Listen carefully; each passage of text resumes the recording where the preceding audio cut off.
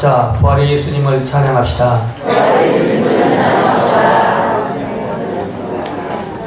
러시아가 낳은 유명한 그 작가가 있죠. 여러 명 있지만 대표적으로 톨스토이를 들 수가 있는데요. 이 톨스토이가 쓴 작품 중에서 부활이라고 하는 작품이 있습니다. 톨스토이는 부활을 통해서 무엇을 말하고 있을까? 이 톨스토이 그 부활에 나와 있는 남자 주인공 네플로도프라고 하는 이 사람은 신분이 귀족 청년입니다. 귀족 청년인데 이 집안에는 카투샤라고 하는 집시가 하나 있습니다. 이 네플로도프라고 하는 이 집안의 카투샤의 어머니가 그곳에서 가정부로 일했는데요. 이제 어머니는 세상을 떠나고 이 집에서 고아로 자란 이 카투샤는 그 귀족 청년인 네플로도프를 사랑을 했습니다.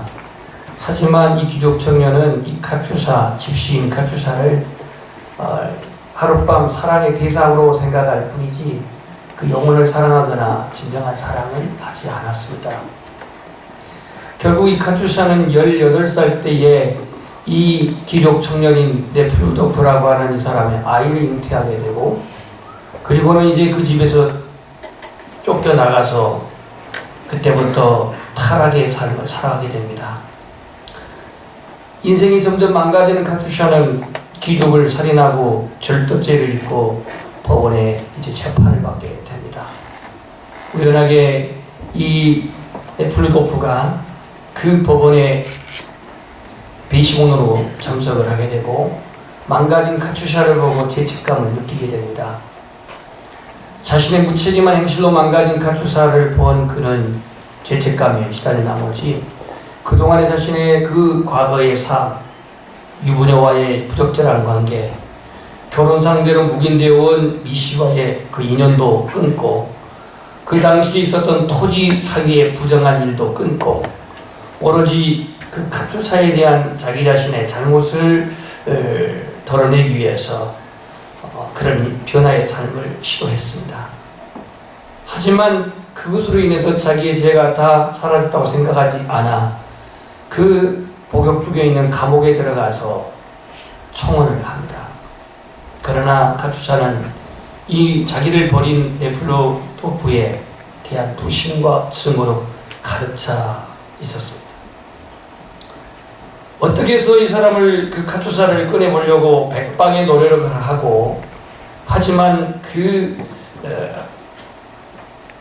감옥에서 나오지 못한 카투샤, 그는 그 감옥 안에서 계속 형을 살고 있을 때에 네플로도프는 계속해서 지성적인 노력을 다하여 이 카투샤를 찾아갑니다. 카투샤에 대한 죄의식으로 연민과 봉사가 자신의 인생의 새로운 전환점을 맞이하게 됩니다. 결국은 이 부활을 통해서 톨스토이가 말하고자 하는 의도는 뭐였냐?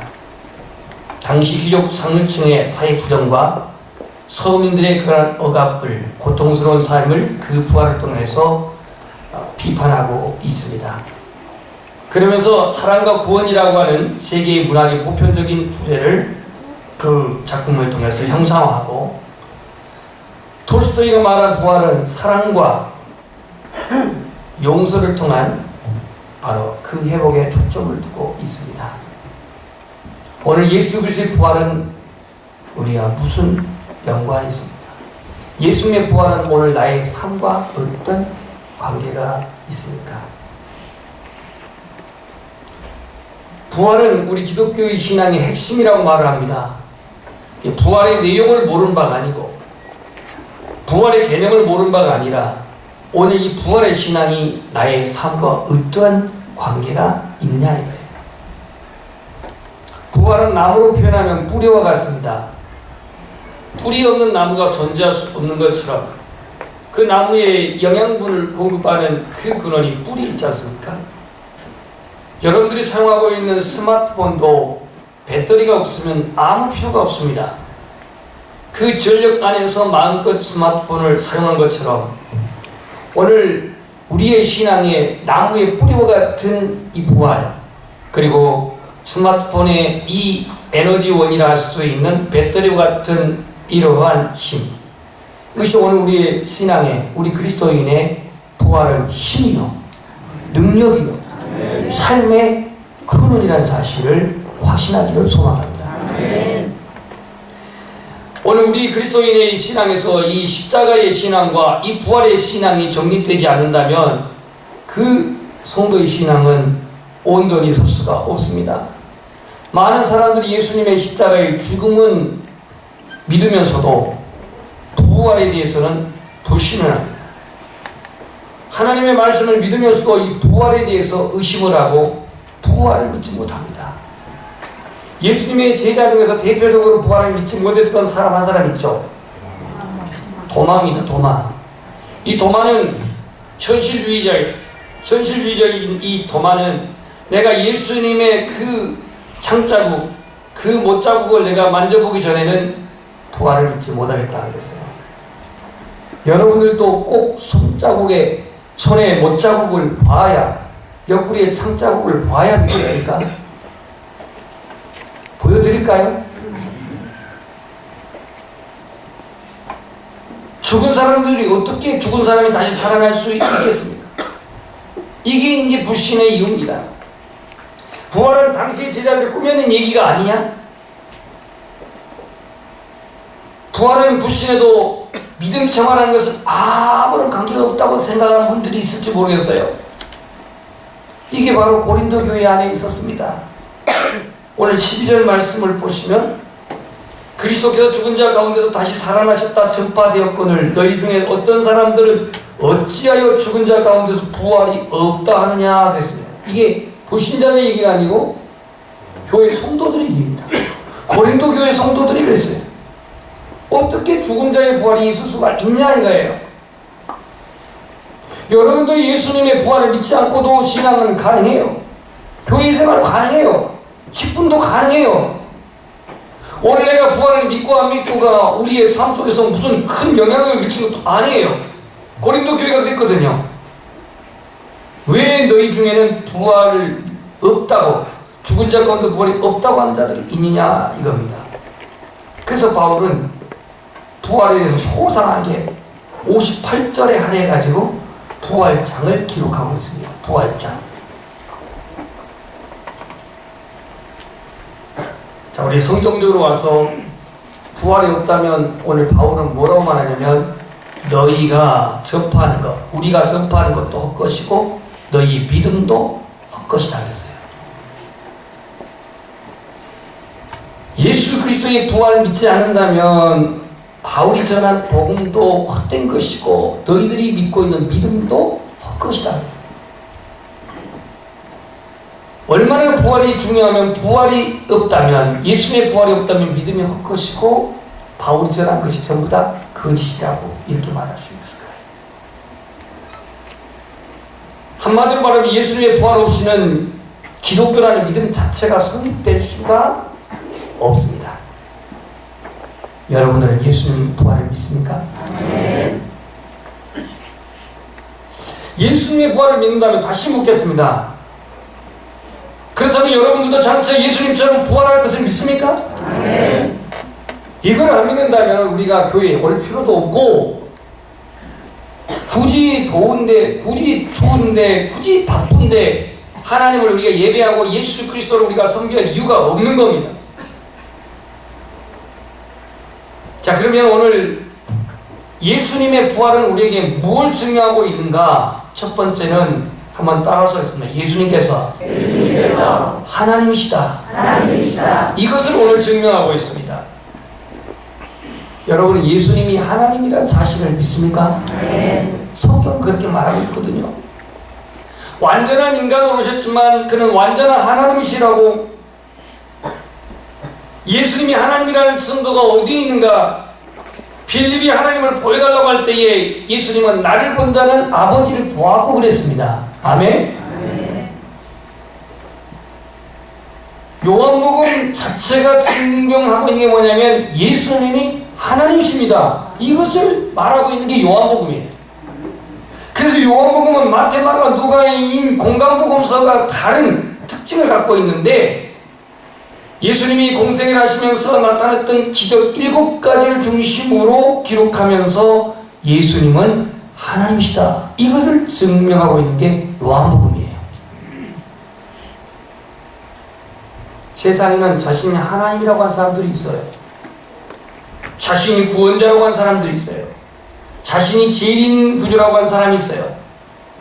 우리나라만 해도 그런 고귀한 분들이 몇 분 계십니다. 자신이 하나님, 자신이 제일인주, 자신이 보혜사.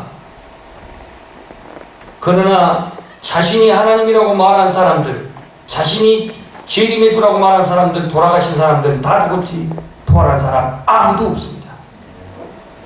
앞으로도 없을 겁니다. 왜 없냐? 자기들이 하나님이라고 그렇게 우기고 자기들이 제일인주라고 우기는 사람들이 구원 받겠어요? 그러니 그들은 영광스러운 부활에 참여할 이유가 없어요.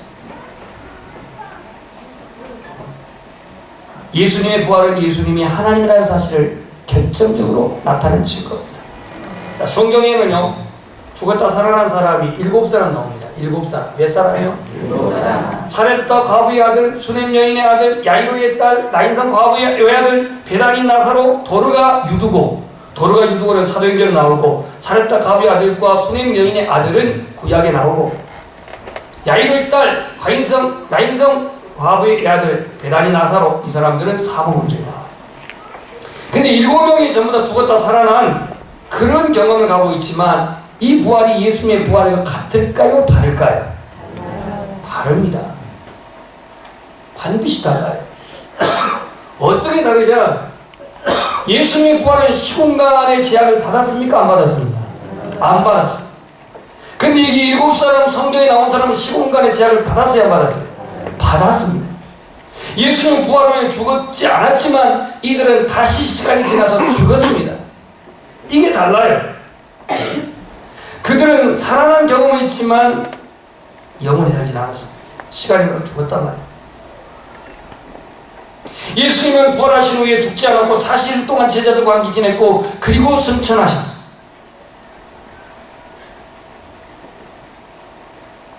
부활하신 예수님의 몸이 이전과 다른 상태에 있다라고 하는 그 증거는 엠마오에 가는 제자들이 예수님을 몰랐어요. 같이 얘기하고 같이 걸어갔지만 몰랐어요. 막달라 마리아도 몰랐어요. 그래서 동산지기로 착각했어요. 적어도 오늘 우리의 심령이 예수 그리스도께서 부활의 그 실제를 우리에게 나타내지 않는다고 우리는 옆에 있어도 알 수가 없어요. 하지만 예수님은 부활하셔서 함께 제자도 같이 했고 함께 식사도 같이 하셨고 바닷가에도 함께 계셨고 한순간 나타나셨다가 한순간 사라지기도 하셨어요. 예수님은 하나님이셨기 때문에 이와 같은 부활의 모습을 나타내신 줄 믿습니다. 두 번째로 예수님의 부활에 대한 많은 증인이 있었다는 얘기입니다. 증인. 예수님은 자신을 숨기지 않았습니다. 부활하신 주님은 자신을 찾는 자들에게, 자신을 사랑하는 자들에게, 자신이 선택한 제자들에게 숨김없이 나타나셨어요. 말씀하셨어요. 가르치셨어요. 깨우치셨어요. 막달라 마리아에게도 보이시고 야고보의 어머니 마리아에게도 보이시고 살로메라고 하는 예수님의 시신의 향유를 바르게 온 여인에게도 나타나셨어요. 제자들도 만나주셨어요. 가룟 유다를 뺀 나머지 11명 제자들 모두 예수님, 부활하신 예수님을 만났어요? 안 만났어요? 만났습니다. 심지어는 도마는 옆구리도 만져보고 여기에 있는 못자국도 그는 확인할 수가 있었습니다. 숨기지 않았어요. 이게 증인입니다. 그럼 12명 제자들과 몇몇 예수님을 따르는 여성들만 증인이냐? 아니에요. 오늘 본문 한번 보시겠까요? 오늘 본문. 주님께서 500여 명의 형제들에게 자기의 부활하신 것을 나타내 보셨다 그랬어요. 500여 명의 형제들. 몇 명이요? 500여 명이요. 500여 명. 15장 6절 그 후에 500여 형제들에게 일시에 보이셨나니 그 중에 지금까지 대다수는 살아있고 어떤 사람은 잠들었다 세상을 떠났다 그렇게 말하고 있습니다. 그러니까 예수님의 부활의 사건은 500여 명의 성도들에게도 나타내 보였다 이렇게 기록하고 있어요. 증인이 많아요 적어요? 많습니다. 예수 그리스도를 만났던 제자들 이제 그들이 성령을 경험합니다. 이 예수 그리스도를 만났던 제자들과 사람들은 부활을 경험하고 성령을 받은 이후에 어떻게 달라졌냐면 부활하신 예수님의 증인이 되었습니다. 두려웠던 그들이 담대했습니다. 숨어 지내는 사람들이 이제 자신의 신분을 드러냅니다. 이 부활의 신앙 예수 그리스도의 살아계신 예수님을 만나고 성령을 받은 이후에 그들은 담대하게 증거했습니다. 숨기지 않았습니다. 두려움을 극복할 수가 있었습니다. 오늘 이 부활 주일을 맞이한 저와 여러분은 살아계신 예수 그리스도를 믿는 우리는 따라서 갑이다. 갑과 갑질은 달라요. 내가 예수 믿는 예수 그리스도의 부활하신 예수님의 신앙 갖고 있는 사람은 나는 언제나 주도적인 갑이라는 사실을 확신하십시오. 누구 때문에 내가 두려워하고 무엇 때문에 내가 정말 절망하고 무엇 때문에 내가 정말 벌벌 떨어야 되고 불안해야 합니까? 오늘 이 예수님처럼 부활하신 예수를 만나던 제자들처럼 담대한 그리고 그 예수만을 평안함을 그 예수 그리스도만을 소망함을 온전히 충만히 회복하기를 주님의 이름으로 축복합니다. 500여 명의 사람들이 예수 그리스도의 목격자가 되었습니다. 부활을 목격한 자가 되었습니다. 한 사람이 긍정적인 태도와 한 사람의 사고방식이 변화된 일이 쉽지가 않은데요. 제자들 11명의 제자들이 변화가 되어지고 그리고 따르는 여인들과 500여 명의 사람들이 예수 그리스도의 증인이 되었으니 이 얼마나 위대한 변화입니까? 바로 예수 그리스도의 부활이 주어진 열매인 줄 믿습니다. 그렇다면 오늘 이 시대에 우리 그리스도인들은 이 부활과 어떠한 관련이 있느냐 이거예요. 고린도 교회는 예수님의 부활을 믿지 않고 부활을 부정하고 그랬는데 오늘 우리는 과연 이 시대에 과학이 발전되어지고 문명이 발전된 이 시대에 이성이 강조되고 있는 이 시대에 과연 그 부활을 우리는 어떻게 수용해야 할 것인가? 자, 예수님이 말씀하신 말을 제가 몇 가지로 정리해 보겠습니다. 성경은 찾지 마시고 제가 읽어드릴게요. 예수님이 이렇게 말했습니다. 무덤 속에 있는 자가 다 그의 음성을 들을 때가 오나니 무덤 속에 있는 사람은 죽은 사람들입니다. 선한 일을 행한 자는 생명의 부활로 악한 일을 행한 자는 심판의 부활로 나오리라. 아멘. 이건 누가 말했겠죠? 예수님 말했어요. 그럼 예수님은 무덤에 있는 사람들이 명할 때에 무덤에서 그 선한 일을 행한 자는 다시 말해 구원받은 사람입니다. 생명의 부활로 살아날 것이고 불신자 믿지 구원받지 못한 사람들은 심판의 부활로 그들이 나올 것이다 그랬습니다. 이거 주님이 말했어요. 요한복음 5장 28절 29절에 그 다음 예수님이 말합니다. 나를 보내신 이의 뜻은 내게 주신 자 중에 내가 하나도 잃어버리지 아니하고 한번 따라서 마지막 날에 다시 살리는 이것입니다. 예수님이 오신 목적 중에 하나는 뭐냐면 이 구원받은 자를 살리는데 이 마지막 날이 뭐냐면 오늘 보니까 심판의 날이에요. 그러니까 성경에 나와 있는 이 마지막 날에 마지막 날, 이 마지막 날은 심판의 날인데 이 심판의 날은 누구에게 심판의 날이냐? 불신자에게는 심판의 날이고 구원받은 자에게는 구원의 날이에요. 선택함을 받은 자들에게 구원의 날이라 이거예요. 이 마지막 날에 주님이 오셔서 아버지의 뜻을 이루는 건 뭐냐? 내게 주어진 자 하나도 잃어버리지 아니하는 것이다 그랬어요. 주님이 살리신다. 누가 살린다고요? 주님이 살리신다. 주님. 십자가의 공로로 택하심을 받는 자들은 반드시 부활에 참여합니다. 한 가지 더 말할까요? 오늘 성찬식을 하는데 요한복음 6장 54절에 보면 내 살을 먹고 내 피를 마시는 자는 영생을 가졌고 마지막 날에 내가 그를 다시 살리리니 그랬어요. 여기서 살을 먹고 피를 마신다라고 하는 게 뭐냐? 바로 예수 그리스도의 인격, 예수 그리스도의 말씀, 예수 그리스도의 그 말씀과 예수 그리스도의 인격을 내가 온전히 소유하고 받아들이고 주님과 영적인 하나됨이에요. 하나님. 여러분, 아무도 관계없는 사람 밥을 먹습니까? 아무도 관계없는 사람하고 밥을 차려줍니까? 아무도 관계없는 사람하고 잠을 잡니까? 연합이 뭡니까, 연합? 연합은 같이 있는 사람과 밥을 먹고, 같이 있는 사람과 잠을 자고, 같이 있는 사람과 인격을 나누고, 같이 있는 사람과 대화하고, 같이 있는 사람과 친밀해지고, 이게 연합 아닌가요? 그러니까 여기서 살을 먹고 피를 마신다는 것은 얼마나 가까운 사이면 살과 피를 대할 수 있습니까? 먹고 마신다고 해서 흡혈귀처럼 살을 뜯어먹고 피를 마신다는 얘기가 아니라 주님의 그 영적인 그 인격과 연합됐다는 거예요. 근데 이 성찬은 예배 중에 가장 중요한 예배가 이 성찬입니다. 왜냐하면 주님의 몸과 주님의 피를 내가 연합하는, 주님과 함께 연합하는 것이기 때문에. 그래서 내 살을 먹고 내 피를 마시는 자는 영생을 가졌고 마지막 날에 누가 살린다고요? 예수님이 그를 다시 살리니 그래서 이게 요한복음 6장 54절에 나와 있어요. 예수 그리스도를 주로 믿는 사람, 예수 그리스도 구주로 영접한 사람 마지막 날에 반드시 부활하십니다. 이건 주님이 그 일을 하신다고 말했어요. 그러면 악인도 부활하고 의인도 부활하고 부활하는데 그러면 악인의 부활과 의인의 부활이 같냐? 틀려요. 아니 예수 안 믿는 사람도 부활이 같고 예수 믿는 사람도 부활이 똑같다고 한다면 그 무슨 차별이 뭐가 있습니까? 여기서 예수님 말씀하신 자, 예수님께서 말씀하신 건 뭐냐면 이 선한 일을 행하는 자는 생명의 부활로 임할 것이고 악을 행하는 자는 심판의 부활로 나오리라 그렇게 말했는데요. 악인의 부활은 영벌에 들어가기 위한 영벌, 심판, 지옥에 들어가기 위한 과정이지 영생의 부활과 차원이 달라요. 달라. 자, 그러면 부활에 참여한 사람이 누구냐? 23절 말씀을 보면요. 15장 23절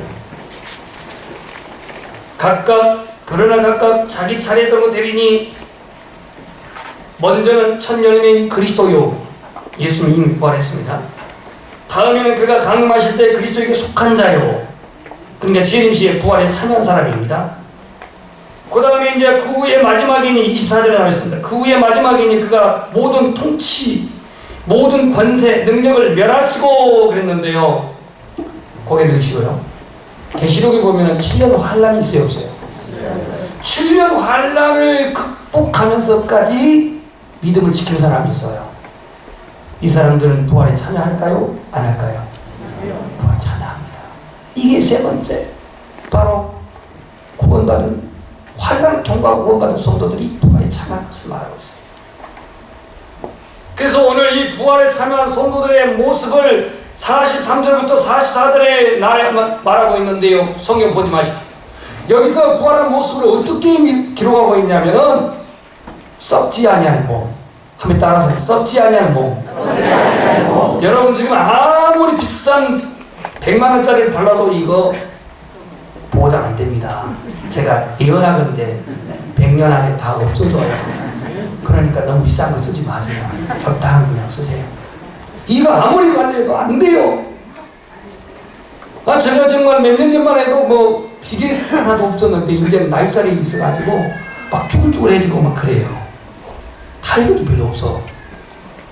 60도 안 됐는데 갈 준비가 되고 있다는 얘기죠.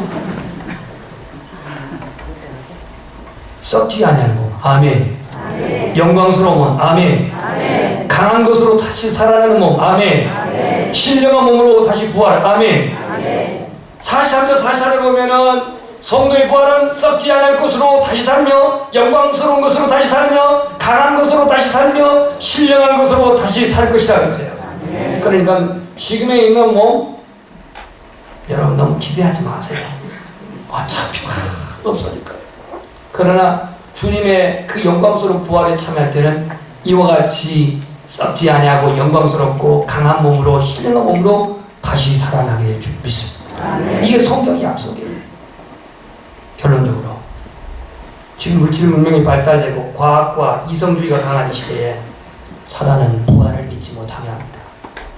내가 부활을 안 믿는다고 해서 뭐 구원이 없는 게 아니고, 내가 부활을 불신한다고 해서 뭐 성경에 영생이 없는 게 아니에요. 다만 안 믿고 불신한 것은 그 사람의 몫이고요. 사람은 어떻게 해서라도 부활을 의심케 하고 믿지 못하게, 불신하게 해요. 그러나 여러분, 하나님의 말씀이 살아있는 말씀이고 기록된 말씀이 하나님의 약속을 믿는다면 부활을 믿으십시오. 예수님의 부활을 믿어야 나의 부활이 믿어지는 것이고, 예수 그리스도의 부활을 믿어야 나는 그 부활의 첫 열매이신 예수님을 통하여서 나도 부활에 참여하게 된다는 사실. 오늘 내 자신이 이 부활의 신앙이 분명하지 아니함 속에서 세상에 나아가 어떤 내가 예수 믿고 구원받은 갑으로서의 자세가 아니라 자꾸 주눅 들어가지고 믿는 사람들이 담대하지 못해서 특별히 내 신분이 좀 드러나지 않았으면 좋겠는데, 직장에서 정말 내가 집사라고 하는 것이 좀 안 느껴졌으면 좋겠는데, 내가 직분을 맡은 장로님으로, 집사님으로, 권사님으로 좀 그렇게 드러나지 않았으면 좋겠는데, 왜 그럽니까? 내가 부활을 믿고 예수 그리스도의 부활의 신앙을 확신한다면 뭘 내가 정말 부끄러워야 할 것이 있고, 뭘 내가 감추할 것이 있습니까? 저는 테레 안 냈는데도 목사님이시죠? 이렇게 말하면 기분이 좋아. 아, 사장님이시죠? 돈이 그렇게 많았나? 그럼 조금 서운하겠다. 근데 대부분 10중 8구는 써있지도 않는데, 그때 제가 무슨 뭐 예수 믿으라고 막 그분들한테 막 하지 않는데도 불구하고 그렇게 말을 해요. 불신자가 나를 봤을 때 그리스도인이죠? 예수 믿죠? 이렇게 좀 느껴질 수 있는 그러한 우리의 심성이 되기를 원합니다. 우리는 말씀을 근거해서 예수님의 부활을 믿습니다. 성령을 통해서 구원을 확신하게 됩니다. 부활의 신앙이 흔들리면 우리의 구원은 흔들릴 수밖에 없습니다. 예수님의 부활이 없다면 믿음도 없되고 성도의 부활이 없다면 오늘 본문에 우리는 가장 불쌍한 자라고 19절에 말하고 있습니다. 왜냐하면 성도의 부활이 없다는 것은 천국이 없는 겁니다. 성도의 부활이 없다는 것은 구원이 없는 겁니다. 성도의 부활이 없다는 것은 영생이 없다는 겁니다. 왜 부활이 있습니까? 구원이 있기 때문에 있는 겁니다. 영생이 있기 때문에 있는 겁니다.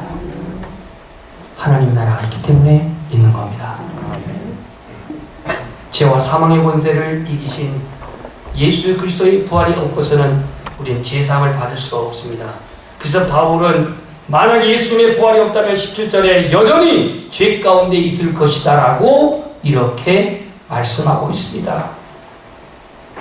예수님이 부활하신 그 주님이요, 사망과 죄와 사망의 권세를 이기신 주님이시기 때문에 오늘 우리의 구원은 예수님의 부활이 이것을 증명하고 있고, 오늘 우리가 영생을 얻어서 하나님 나라를 기업으로 받을 수 있는 것은 예수님이 부활의 첫 열매가 되셔서 우리의 구주가 되었기 때문에 이를 증명하고 있는 것입니다. 고린도 교회 일부 성도들이 부활에 대한 의심과 회의를 가졌기에 바울은 이를 말하고 있습니다. 함께 고백합시다. 부활은 신앙의 개념이 아닙니다. 부활은 우리의 삶입니다. 그렇습니다. 내 안에 예수 그리스도가 사는 것이 부활의 신앙이요, 그 살아계신 예수 그리스도를 주로 고백하고 증거하는 것이 오늘 우리의 부활의 신앙입니다.